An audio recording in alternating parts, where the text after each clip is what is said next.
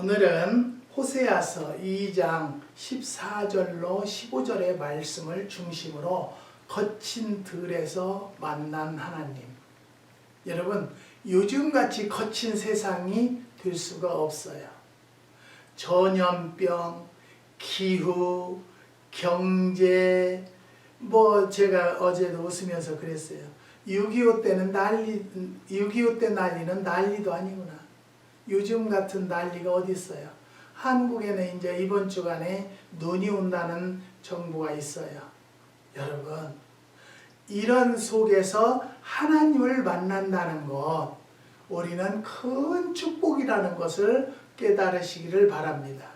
지난 주간에는 기도의 위력의 말씀을 증거하면서 하나님, 저에게도 이번 기회에 기도의 위력을 하나님이 친히 보여주시옵소서.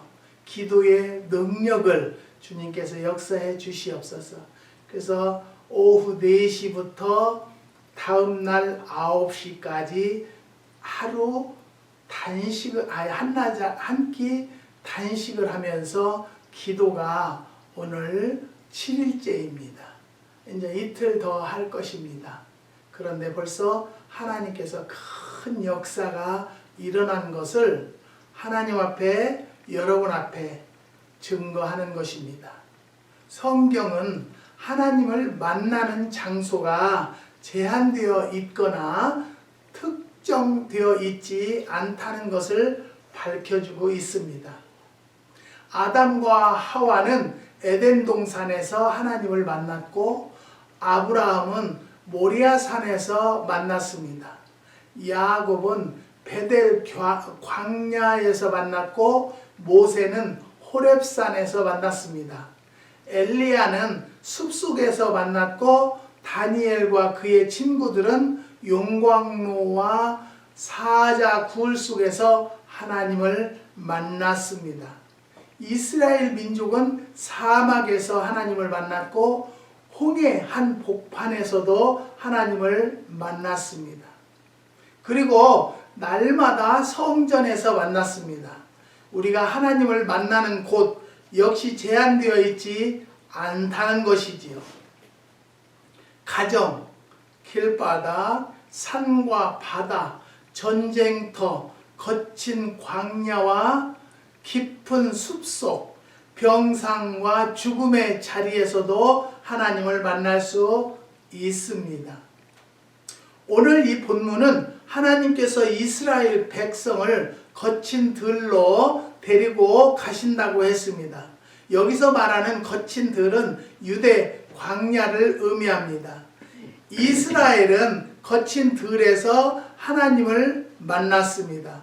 우리가 생각하는 우리나라의 거친 들과 유대 나라의 거친 들은 비교가 되지 않는다는 것입니다. 우리나라의 거친 들은 제 아무리 거칠어도 거기 물이 있고 풀이 있고, 그리고 봄이 오면 파릇파릇 새싹이 돋아나고 잎이 무성해집니다. 아무리 거칠어도 땅속 깊은 곳에는 물이 고여 있거나 흐르고 있습니다. 그러나 유대나라의 거친 들은 모래, 자갈, 흙먼지가 있을 뿐이라고 합니다. 풀도 없고 물도 없다고 합니다. 있다면 광야에 서식하는 독사와 전갈과 굶주린 이리떼가 있을 뿐입니다. 그곳엔 인적도 희망도 없습니다. 유대나라의 경우 저주받은 땅일수록 더 황폐하고 거칠기 이를 데 없습니다. 한때 오병이어의 기적으로 유명했던 벳세다의 경우 그 땅이 저주받고 난 후에 흙먼지만 풀썩거리는 거친 들판이 되고 말았습니다. 저주는 무서운 것입니다.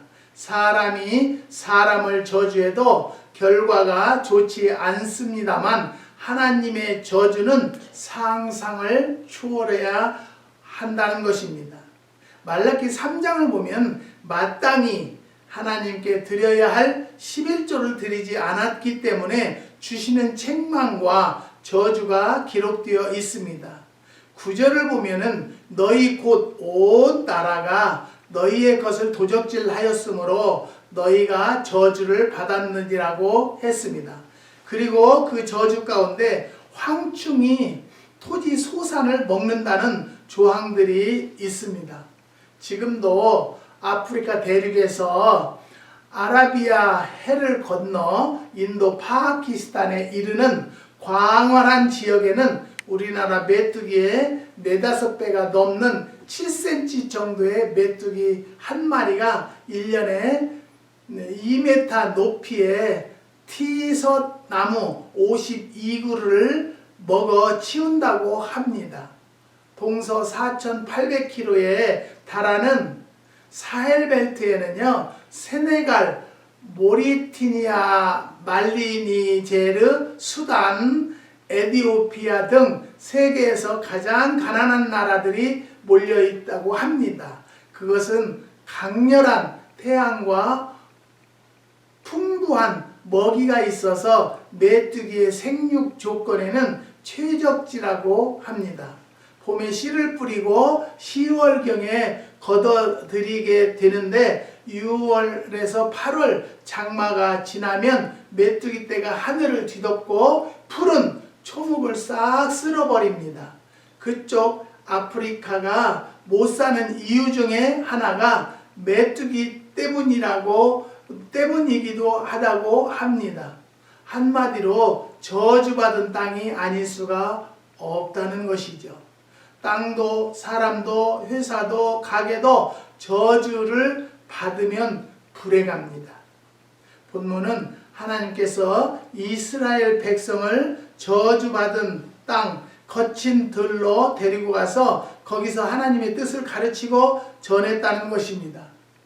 본문의 뜻을 조명해 보는데 첫 번째는 계유하신 후에 데리고 가십니다. 14절을 보면 내가 저를 계유하여 거친 들로 데리고 가서 라고 했습니다. 호세아서의 특징은 하나님과 이스라엘의 관계를 부부 관계로 했다는 점입니다. 이스라엘은 이방 우상의 꾀에 빠져 남편인 하나님을 떠났습니다. 그 결과 그들은 역사상 천덕꾸러기가 되었고 버림받은 신세가 되었습니다. 하지만 하나님은 그들을 버리지 않고 끝까지 사랑하신다는 것이 호세아서의 사상입니다. 우리가 하나님을 멀리하게 되지 하나님은 우리를 절대 멀리하지 않는다는 것을 여러분 깨달으시기를 주님의 이름으로 부탁드립니다. 하나님을 부르기만 하면 즉각 응답하십니다. 믿으시기 바랍니다. 우리가 하나님을 안 부를 뿐이에요. 저도 이번에 큰 체험을 해서 하나님 꼭 응답해 주세요. 꼭 역사해 주세요. 하나님의 뜻을 기도를 통해서 꼭 응답받도록 역사해 주세요.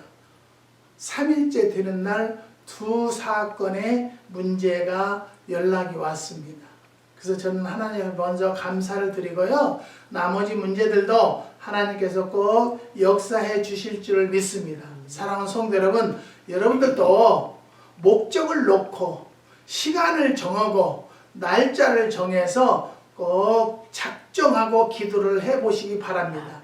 그러면 모든 성도들에게 기도의 위력이 기도가 얼마나 파워가 있다는 것을 알려주실 것입니다.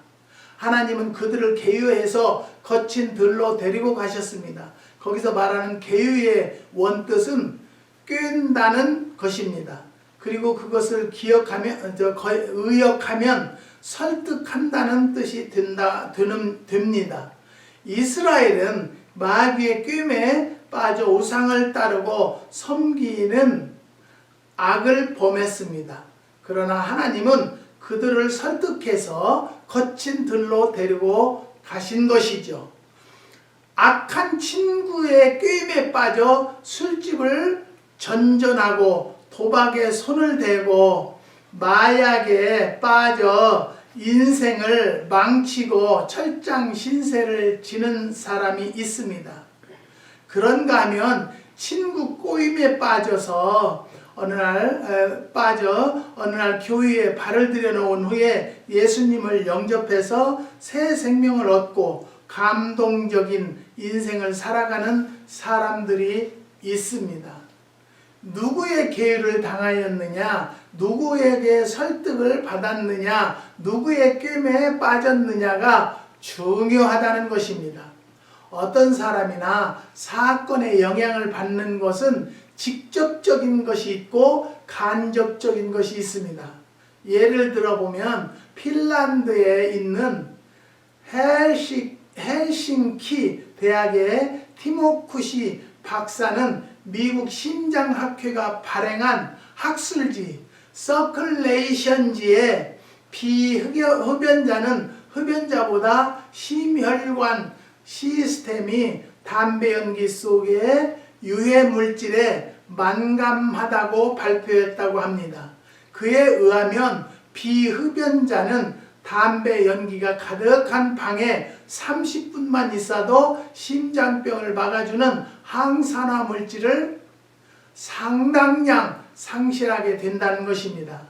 또한 담배를 피우지 않는 사람이 간접 흡연에 노출되는 시간이 길지 않아도 콜레스테롤 대사에 변화가 있어서 일어나면서 동맥경화가 진행된다고 했습니다. 마귀는 우리를 직접 공격합니다. 그러나 직접 공격이 여의치 않으면 간접 공격법을 활용해서 우리를 쓰러뜨리고 파괴하려 드는 것입니다. 지금도 하나님은 우리를 설득하고 계십니다. 그 길로 가면 안 된다. 그 편에 서면 안 된다. 그건 먹고 마시면 안 된다. 그건 하면 안 된다. 그것을 따라가면 안 된다고. 그리고 내게로 오라. 나를 따르라. 나와 함께 가자고 계유하고 설득하고 계신다는 것, 여러분, 우리는 감사합시다. 하나님의 설득에 귀를 기울입시다. 하나님의 인도를 따라 갑시다. 믿음이라는 낱말의 뜻 가운데는 설득하다, 설득당한다는 뜻이 들어있습니다. 설득당합시다. 하나님의 거룩한 꾀임에 빠집시다. 그러나 유혹이나 죄의 꾀임에 넘어가지 맙시다. 사랑하는 성도 여러분, 우리는 지금도 주님께서 부르십니다. 나에게 오라. 부르짖어라. 나를 찾아라. 그러면 모든 답은 뭐예요? 내가 만나주겠다. 내가 응답하겠다. 증거를 보여주겠다라는 것입니다. 안 된다. 안 된다라는 것은 한 말씀도 하지 않았습니다. 사랑하는 성도 여러분, 우리는 이 말씀을 꼭 내 마음판에 새겨서 우리의 자녀들이나 내 이웃을 계유시킬 수 있는 능력을 받으시기를 주님의 이름으로 부탁드립니다. 두 번째는 거기서 위로하고 포도원을 주십니다. 거친 들로 데리고 가서 말로 위로하고 거기서 비로소 저의 포도원을 저에게 주고라고 했습니다. 말로 위로하고 라는 말의 원문의 뜻은 마음에 대고 말하고 라는 것입니다. 그 당시 이스라엘은 자기네 잘못의 결과이긴 했습니다만 저주를 받아 나라를 빼앗기고 땅은 거친 들이 되어버렸습니다. 그리고 누구도 저들은 위로하는 사람들이 없었습니다. 위로는커녕 이웃 나라들은 이스라엘의 불행을 비웃고 조소하는가 하면 더 불행해지기를 고대하고 있습니다. 그런데 어느 날 하나님이 저들을 데리고 거친 들로 나가셨습니다. 어제는 어떤 분의 전화를 받았는데 보니까 뭐 이 사람 저 사람한테 기도해 달라는 부탁을 많이 해요. 이를테면 우리 아들 시험 보는데 잘 되게 기도해 주세요. 우리 뭐 아들이 뭐 직장을 구하는데 기도해 주세요. 여러분, 기도를 해줄 사람이 있습니다. 그런 분들에게 기도 부탁을 해야지, 그렇지 않으면 방해 기도를 하는 성도도 있습니다. 그렇기 때문에 기도 부탁은 아무에게나 하는 것이 아니고 꼭 영적으로 교제되고 그 사람의 믿음이 올바로 섰는가를 보고 기도 부탁을 하라고 제가 당부의 말씀을 드렸습니다. 여러분, 우리는 내가 기도하는 것이 제일로 중요하고 부모들이 기도하는 것이 제일로 중요하지, 또 주의 종들에게 특별히 기도 부탁을 하는 것이 좋지. 여러분, 많은 사람에게 우리 아들이 이렇게 잘 됐어 이런 얘기, 저는 우리 아들이 사업하는 이야기를 잘 하지 않으려고 그래요. 나는 하나님 앞에 내가 기도하는 것이고 내가 응답을 받기 때문에 저는 기도를 해서 하나님 앞에 큰 사업가가 될 수 있도록 기도하는 것입니다. 다시 한번 말씀드립니다. 누구에게 기도 부탁이 중요한 것이 아니라 내가 직접 기도하는 것이 가장 중요하다는 것을 말씀드립니다. 저들을 데리고 거친 들로 나가셨습니다. 그리고 거기서 저들 귀에 대고 말씀하신 것이 아니라 마음에 대고 말씀하셨습니다. 힘내라. 내가 다시 살려줄 테니 새로 시작해라. 내가 도와줄 테니 포기하지 마라. 내가 함께 해줄 테니 라고 이사야서 40장 1절로 2절을 보면 너희는 위로하라. 내 백성을 위로하라. 너희는 정다이 예루살렘에 말하며 그것에게 외치라고 말씀하셨습니다.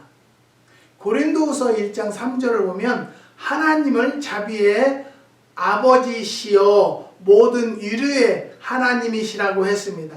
4절을 보면은 우리의 모든 환난 중에서 우리를 위하사 우리로 하여금 하나님께 받은 위로로서 모든 환난 중에 있는 자들을 능히 위로하게 하시는 이시로다라고 했습니다. 위로라는 말은 가까이 곁에 있다는 뜻입니다. 하나님은 우리들 곁에 계시면서 자비로운 음성으로 위로해 주십니다.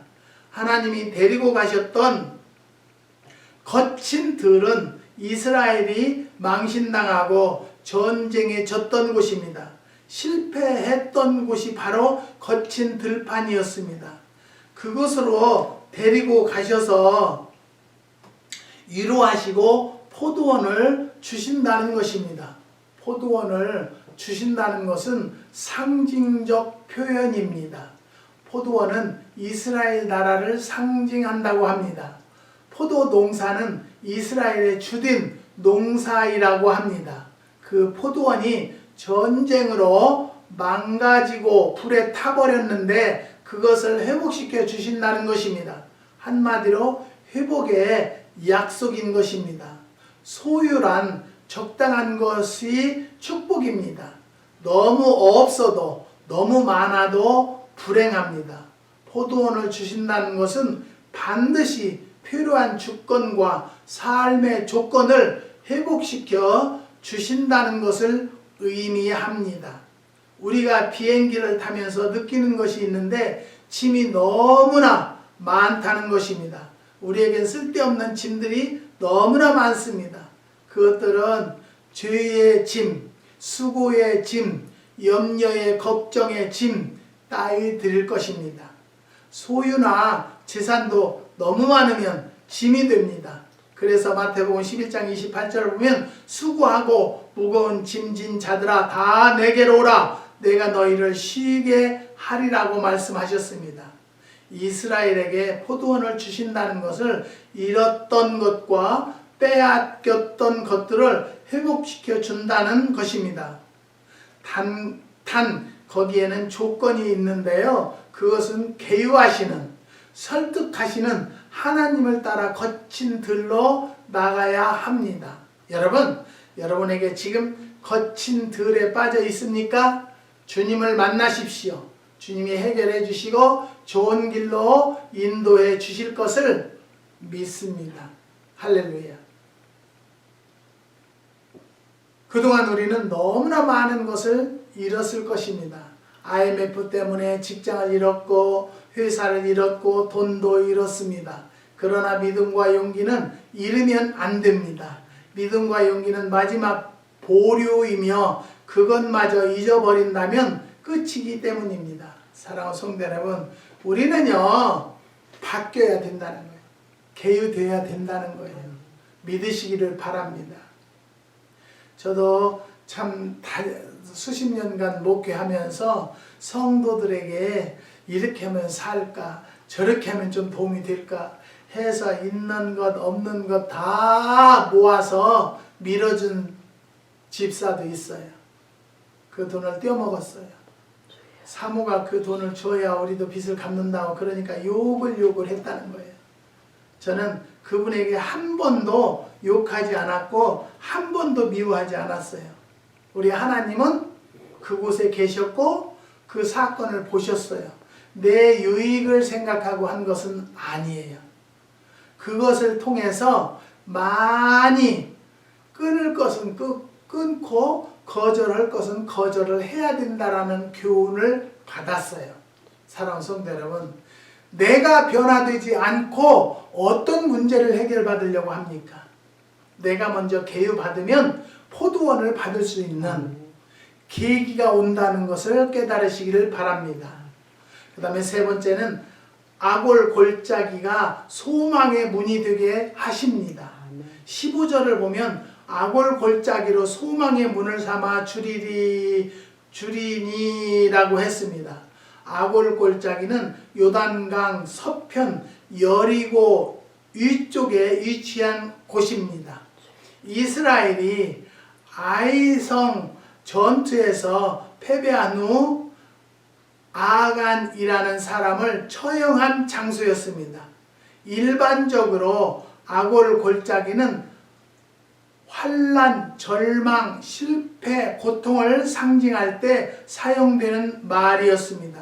거친 들에서 만난 하나님, 그 하나님은 거칠고 황량한 아골 골짜기를 소망의 문으로 해준다는 것입니다. 다시 말하면 이스라엘이 당면한 고통과 절망과 좌절과 패배를 희망의 문으로 삼으시는 것입니다. 요즘 말고 위기를 기회의 문으로 만드시는 것입니다. 마귀에게 당한 것은 불행이 되고 저주가 됩니다. 하지만 하나님께 당하는 것은 그것이 어떤 징계라고 하더라도 축복의 기회가 된다는 것을 기억해야 하는 것입니다. 구주 조정, 퇴출, 명퇴, 실제로 얼그러진 거친 들판에 우리는 서 있습니다. 그 누구도 나를 위로하지 않습니다. 위로할 수도 없습니다. 위로가 되지 않습니다. 그러나 나를 설득하시고 거친 들로 데리고 가서 내 마음을 위로하시고 포도원을 주시고 아골 골짜기가 소망의 문이 되게 하시는 하나님이 내 곁에 나와 함께 계심을 믿고 바라봅시다. 거친 벌판에서 하나님을 만납시다. 야곱이 베델 광야 외로운 밤에 하나님을 만났던 것처럼 모세가 미디야 광야 호렙산에서 하나님을 만났던 것처럼 엘리야가 깊은 절망과 좌절의 거친 들에서 하나님을 만났던 것처럼 절망과 좌절의 거친 들에서 하나님을 만납시다. 저도 항상 하나님을 만난다고 하면서도 기도를 이렇게 시간을 정하고는 기도를 안 해봤는데 그전에는 했었지만은 그런데 정말 기도하니까 하나님이 살아 역사하시는 것을 친히 볼 수 있다는 것을 여러분 앞에 말씀드립니다. 사랑하는 성도 여러분, 이런 하나님을 우리가 왜 안 만납니까? 우리가 안 만나는 것이지 하나님이 안 만나 주시지 않습니다. 하나님은 지금도 내 마음 안에 계십니다.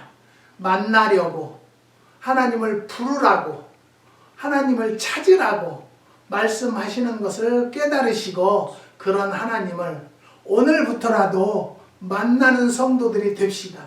오늘 여기서 지금 당장 여기서 하나님을 만납시다. 하나님이 능히 우리를 도우실 것입니다. 그런 하나님의 도움을 받는 성도들이 간증거리가 되고 자랑거리가 되시는 성도 여러분들이 되시기를 주님의 이름으로 축복합니다. 기도하시겠습니다.